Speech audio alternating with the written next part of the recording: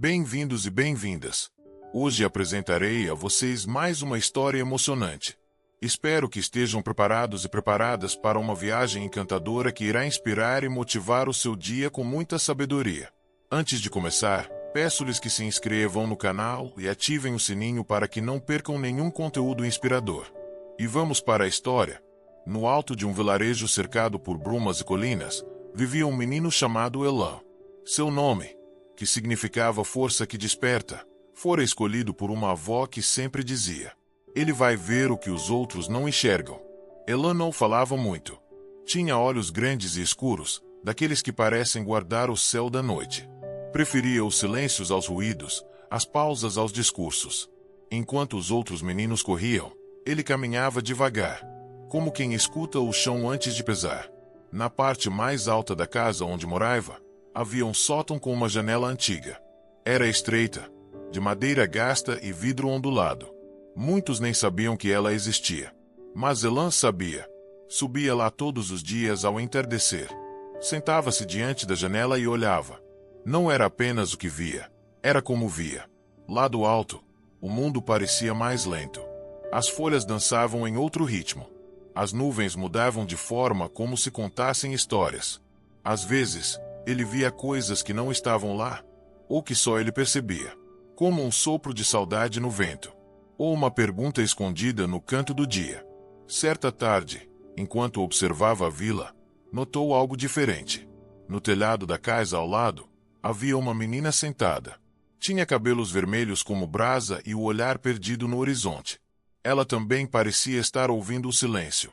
Elan não disse nada, mas no dia seguinte, voltou ao sótão mais cedo. A menina estava lá de novo. E nos dias seguintes também. Sempre no mesmo horário. Sempre em silêncio. Sem palavras. Criaram um pacto invisível. Dois mundos paralelos ligados pelo olhar. Ele não sabia seu nome. Ela não sabia o dele. Mas havia entre os dois uma conversa muda, feita de respiração, vento e tempo. Uma noite, Elan sonhou que a janela sumia. Acordou com o coração acelerado. Correu até o sótão. Lá estava ela, firme, mas trêmula. O vidro tinha uma rachadura, bem no meio. Colocou a mão sobre ela e sussurrou: aguente só mais um pouco. No dia seguinte, a menina não apareceu. Nem no outro. Elan esperou por dias. O silêncio que antes era companhia virou ausência. A vila seguiu sua rotina. Mas para ele, algo faltava. Sentia um vazio que não sabia nomear. Certa manhã, desceu até o mercado com a avó. Ouviu sussurros. Uma casa havia pegado fogo. A menina do telhado, disseram, estava lá. Foi levada para longe, para um hospital numa cidade distante. Ninguém sabia se voltaria. Elan sentiu o chão fugir dos pés. Não chorou, mas naquela noite, subiu ao sótão com um punhado de papéis e lápis. Começou a desenhar a vila como ela era antes.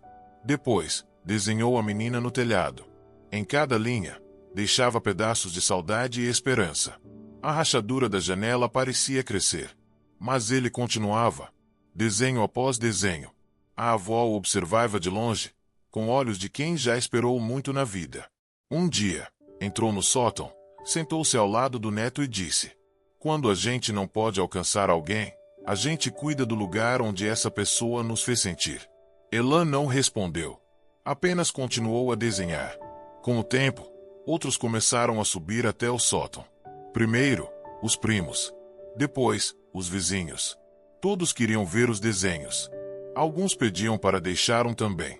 Um cachorro desaparecido. Um pai distante. Um sonho que ninguém entendia. A janela, antes esquecida, virou o farol. A rachadura continuava lá, mas ninguém parecia se importar. Ela agora era parte da paisagem. Uma cicatriz bonita. Como quem já viveu e sobreviveu. Com os dias, a pequena janela tornou-se um lugar sagrado. Não era só Elan quem via diferente agora. Era toda a vila que aprendia a olhar. Crianças levavam seus desenhos, adultos levavam lembranças. A janela não falava, mas parecia ouvir tudo. Elan, silencioso como sempre, seguia firme ali. Com o tempo, passou a não só desenhar, mas ensinar. Mostrava como capturar o som de um pensamento, Como colorir o que não se diz. Nunca impunha, só convidava. Aqui, tudo o que você sente tem espaço para existir, dizia baixinho, ao oferecer um papel. E era assim que, dia após dia, coragens brotavam onde antes só havia medo. Crianças que mal se olhavam começaram a se escutar. Senhores cansados se lembravam de quando sonhavam. Mães desenhavam abraços que ainda não tinham dado. E Eli? Ele sorria, como quem sabia que aquela janela era mais do que vidro e madeira. Então, num entardecer de céu lilás, uma voz ecoou pela escada. Com licença, ele está.